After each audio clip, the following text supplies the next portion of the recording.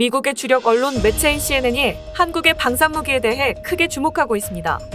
세계 방산 시장에서 한국의 존재감이 점점 커지고 있기 때문인데요. 특히 미국에서는 앞으로 한국인 무기 시장의 새로운 라이벌이 될 수 있을 것이라고 주목하며 한국을 4대 무기 대국의 메이저리그에 들어왔다고 평가할 정도인데요.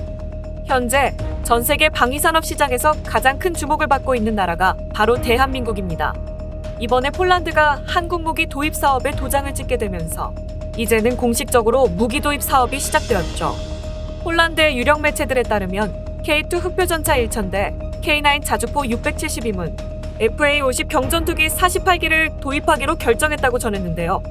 냉전이 종식된 이후 이 정도의 대규모 무기 도입 사업은 유례가 없었을 만큼의 엄청난 규모의 무기 판매 사업으로 이 정도 규모의 무기 도입이라면 나라 하나의 군대를 완전히 새롭게 만들 수 있을 정도의 21세기 들어 세계 최대의 무기 도입 사업이라고 합니다. 특히 폴란드의 무기 도입이 주목을 받은 이유는 폴란드가 기존에 사용하던 미국제 무기와 독일제 무기를 제치고 한국 무기를 도입했기 때문입니다. 마리우시 부아슈차크 폴란드 부총리 겸 국방부 장관은 인터뷰를 통해 폴란드가 한국 무기를 선택한 배경에는 기술, 가격, 도입 시기 등 모든 요소를 종합적으로 고려했을 때 한국 무기 체계가 가장 적합했다고 전했으며 특히 K9 자주포의 경우 세계적으로 기술을 인정받고 있어서 빠른 도입이 결정됐다고 전했습니다. 또한 폴란드의 군인들을 한국으로 보내 한국군의 전술과 노하우를 배울 것이라고도 전했는데요. 한국군에게 훈련을 받아 폴란드군의 군사적 역량을 한층 더 강화시킬 목적이라고 합니다. 현재 한국 무기는 폴란드뿐만이 아니라 호주, 이집트, 인도, UAE, 사우디 등 다양한 나라에서 지금도 러브콜을 받고 있는 상황인데요. 이번 시간에는 드디어 가치가 입증되면서 점점 세계적으로 인정받는 한국 무기가 미국 같은 전통 방산 강국마저 긴장을 하게 만드는 놀라운 이유에 대해 자세히 알아보겠습니다.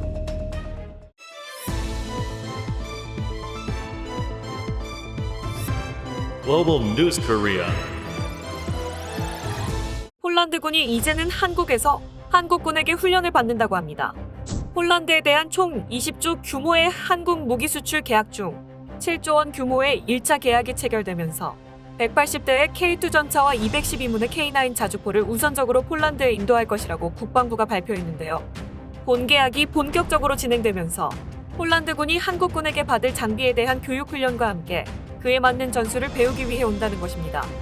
올가을부터 시작되는 폴란드군의 한국 훈련은 폴란드의 전차병들이 한국에서 전차에 대한 훈련을 하면서 올해부터 한국군에게 인수받는 장비들을 즉시 전력화할 수 있도록 훈련을 하는 것입니다. 이번에 폴란드가 한국에게서 도입하는 장비들은 지금까지 폴란드가 사용해보지 못한 최신의 장비들로 기존의 전술과는 다른 새로운 신기술이 적용된 21세기 환경에 걸맞는 최첨단 네트워크 전투 기능 등이 탑재되어 있어 새로운 장비에 맞는 최신의 전술을 한국군에게서 배우게 될 것으로 관측되고 있습니다. 러시아의 우크라이나 침공 이후 우크라이나와 국경을 맞대고 있는 폴란드는 러시아의 위협 앞에 유럽을 지키기 위한 관문으로서 역할을 하고 있는데요.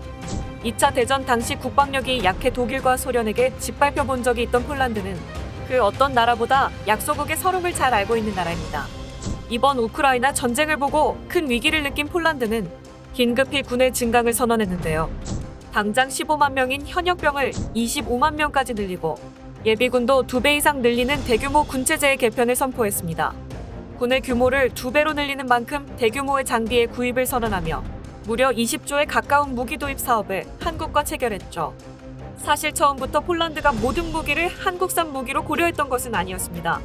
처음에는 미국제나 독일제 무기 등을 도입하려고 검토하기도 했으나 가장 현실적으로 한국 무기만큼 자신들을 만족시킬 만한 무기가 없다는 판단을 내리고 한국산 무기로 결정을 하게 된 것이죠. 이번에 폴란드는 앞서 계약에 체결된 무기 외에도 다양한 한국 무기에 관심을 보이고 있습니다. 이 중에서는 천무다연장 로켓도 포함이 되어 있는데요.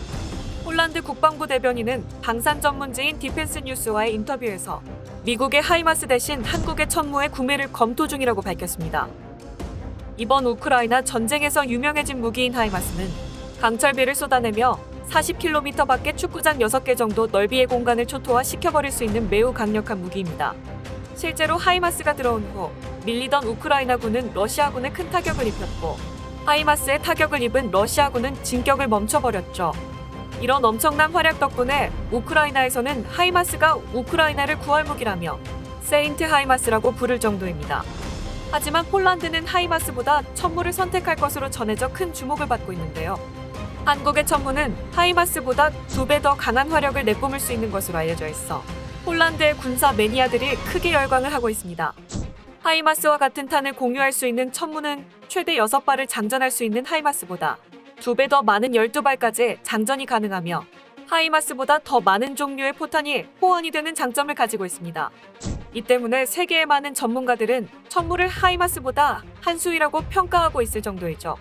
폴란드의 이번 21세기 최대 규모의 무기 도입 사업에서 미국과 독일의 무기를 제치고 한국 무기를 선택한 것으로 한국의 무기가 세계 최고 수준으로 성장을 했다는 것을 알 수 있는데요. 이 같은 한국 무기의 성장에 미국마저 크게 긴장을 하며 견제를 하게 되었습니다. 최근 CNN 방송은 지난 17일 한국을 세계 4대 방산 수출국에 진입시키겠다는 윤석열 대통령의 기자회견을 집중 조명했는데요. CNN은 스웨덴의 싱크탱크인 스톡홀름 국제평화연구의 자료를 언급하며 지난해 기준 한국의 무기 수출은 5억 6,600만 달러로 지난해에 17억 달러의 무기를 수출한 4위인 이탈리아에 비해 뒤처졌었다고 언급했습니다. 하지만 이것은 작년까지의 이야기로 CNN은 피터 리의 톰 보넌 호주 시드니 대학교 미국 연구센터 연구원이 군사매체 워운더락에 기고한 글을 인용하여 호주와 폴란드와의 계약으로 한국은 이미 K방산이라고 불리는 방산 메이저 리그에 진입했다고 전하며 이들 연구원은 한국의 군사 장비는 미국의 무기 체계보다 저렴하지만 매우 능력이 있는 대안을 제공한다고 분석했습니다. CNN은 무기를 구매하는 국가에게 한국 무기 구매는 국방 예산을 효율적으로 쓰는 방법이 될 수 있다고 설명했습니다. 실제로 폴란드는 250대의 미국제 M1A2 에이브람스 전차를 구매하려고 했지만 1000대의 한국제 K2 전차를 선택하며 미국 전차를 구입했을 때 보다 빠르게 전차의 숫자를 늘릴 수 있다고 전했죠. 하지만 미국의 입장에서는 한국에게 자신들의 방산 시장의 일부를 빼앗기는 상황이기도 합니다. 평소라면 미국이 한국을 견제해야겠지만 요즘 같은 시기에는 오히려 한국의 존재가 미국에게 도움이 된다고 전했는데요. 피터리와 톰 버넌 연구원은 전략적 관점에서 미국은 유럽과 아시아 쪽을 동시에 신경 써야 하기 때문에 오히려 미국의 동맹국들에게 고급 무기를 공급하는 한국의 능력과 의지를 환영해야 한다고 밝혔습니다.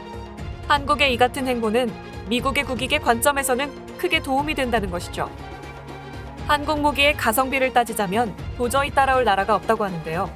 한국 무기가 미국이나 유럽제 무기보다 저렴하지만 성능이 절대 뒤처지지는 않습니다. 오히려 성능에 비해 가격을 너무 저렴하게 파는 게 아니냐는 말까지 나오고 있죠. 사실 한국 무기가 저렴한 것은 무기의 성능이 나빠서 저렴해진 것은 아닙니다. 북한이라는 주적이 있기에 한국은 항상 어떤 무기를 만들던 간에 대량 생산을 염두에 두고 만들고 있으며 워낙 많이 생산하다 보니 규모의 경제로 인해 대당 가격이 저렴해진 것이죠. 오히려 성능에서는 세계 1, 2위를 다투는 무기들과 거의 비슷한 성능을 낸다고 하니 가격이 저렴하면서 성능도 저렴한 러시아제나 중국제 무기와는 비교할 수가 없는 엄청난 성능을 자랑하고 있기에 가성비와 효율성을 따진다면 한국 무기보다 더 나은 선택은 없다고도 할 수 있습니다. 뿐만 아니라 한국 무기는 나토와 미국 무기와의 호환을 처음부터 염두에 두고 만들었기 때문에 유사시 한국 무기의 미국제나 유럽제 탄약을 장비에도 사용하는 데 전혀 문제가 없죠.